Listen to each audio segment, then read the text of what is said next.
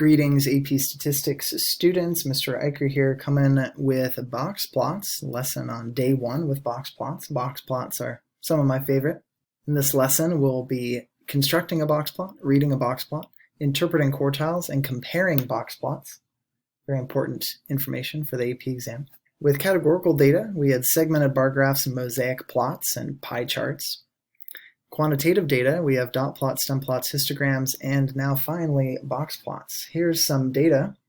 I asked my class, how many siblings do you have? And 55 students responded with this quantitative data here. Not really helpful, just seeing all the data. So we graph it, and then you can see relationships and interesting features. So make sure you know how to describe the distribution. A little review question here. To describe this distribution, we'd say the distribution of number of siblings, get the context in there, is right skewed with a peak at 1 sibling.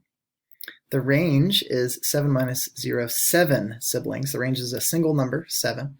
And the median is 1 sibling. There were 55 students, so finding the middle numbers in that peak of 1. And one student has 7 siblings, which is very far away from the majority of the class, so it might be an outlier.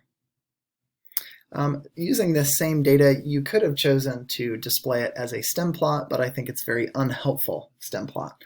Now I suppose you could have broken the stems into 0, 1, 2, 3, 4, 5, 6, 7, but I think that dot plot was pretty sufficient instead of a stem plot. So let's calculate what's called the 5-number summary, the minimum Q1, the median Q3, and the maximum. The minimum is obviously the smallest number. The maximum is the largest number, and notice I've ordered them for you from 0 to 7 compared to how they were originally. The median is a 1, that's the middle number, and how I've kind of organized them by columns like this. Hopefully you can believe me that I found exactly where the middle 1 is. Q1 is the median of the numbers from 0 to 1, so kind of the lower half. The median would be this one. And then Q3 is the third quartile. That would be the median of the upper half, and the upper half would be would have that median of 3.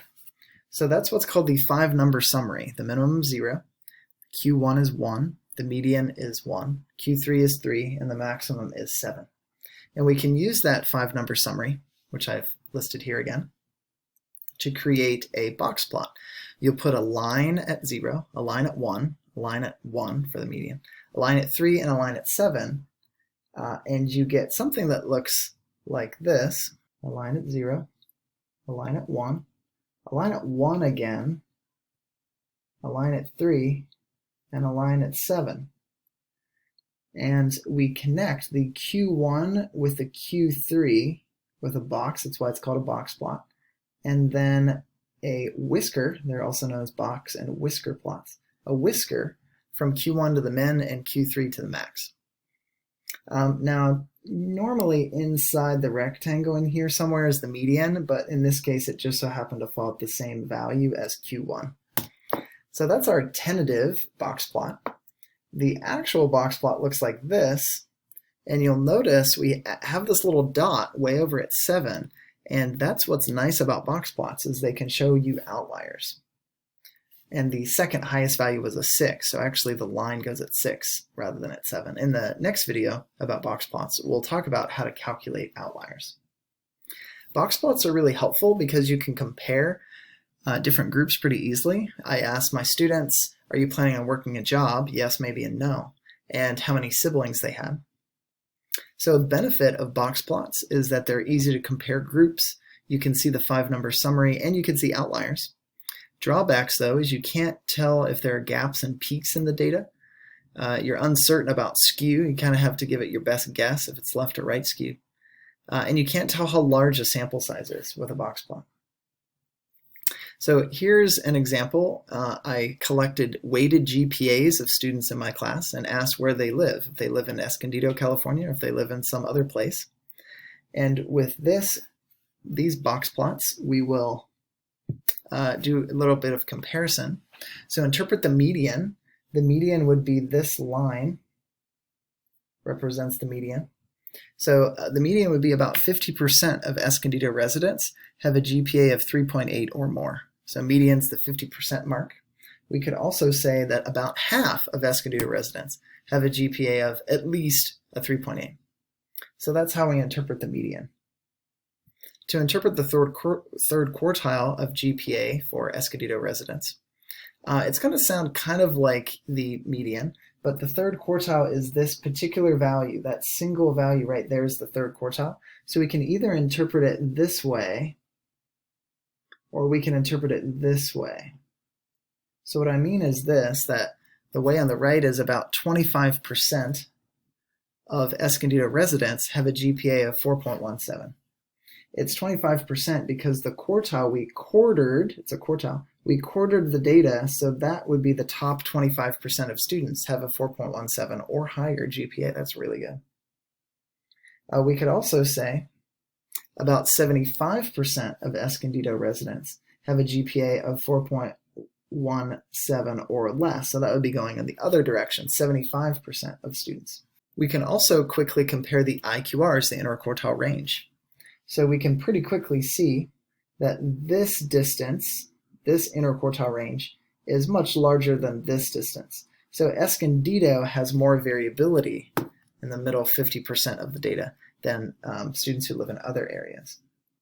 So we'd say the IQR of weighted GPAs is greater for Escondido students than students from other areas. So more variability when it comes to the IQR. When it comes to the range, you might say the other has a larger range, but IQR is a resistant measure of spread, so it would be better to use than range here.